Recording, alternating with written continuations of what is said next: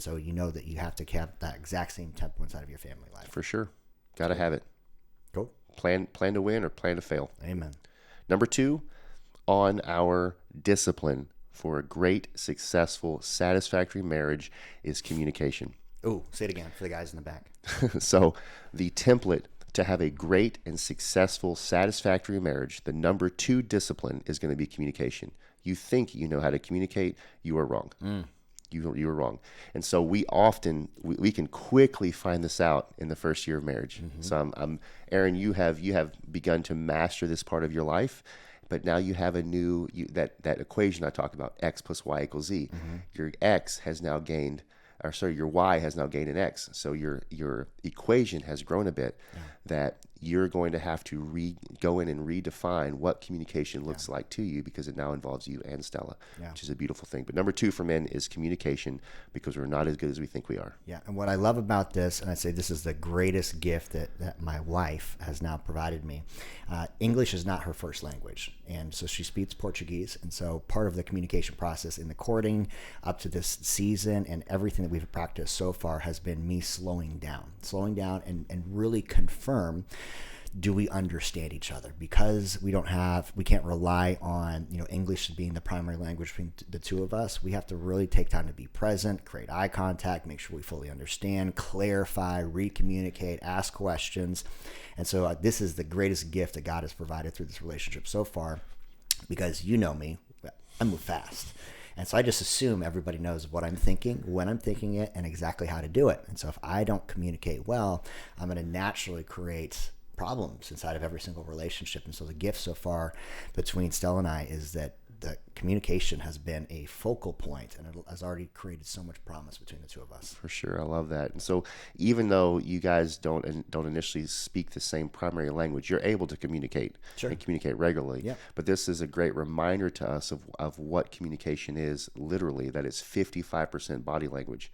It's 35% tone and 5% words. Our words do matter, but to be even aware of our communication. I mean, you guys have frequent dialogues between yourselves, even though you're both still learning your language. Yep. But you're still able to communicate because of your body language, because of the way that you say it.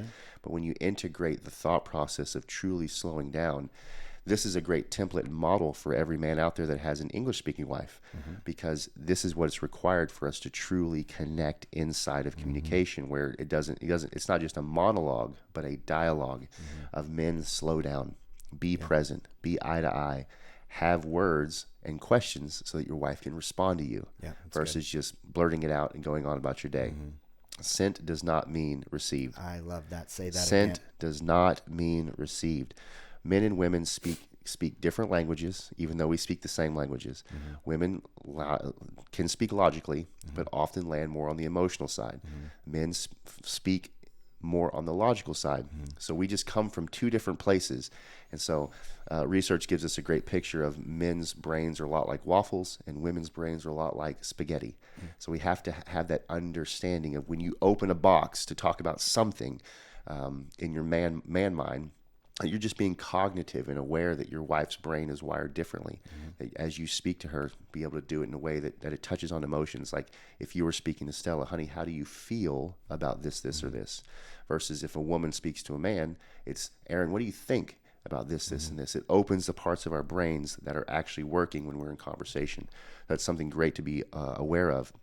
Another big piece of communication is that both our mouths and our ears can be one of two things. We are either a literal speaker or an inferential speaker. Break that At the down. same time, we're also either a literal listener or an inferential listener. So Aaron, if you were sitting across the room from me, and this is just an example so you guys get an idea of what that means, and you looked up at me and said, man, I'm thirsty.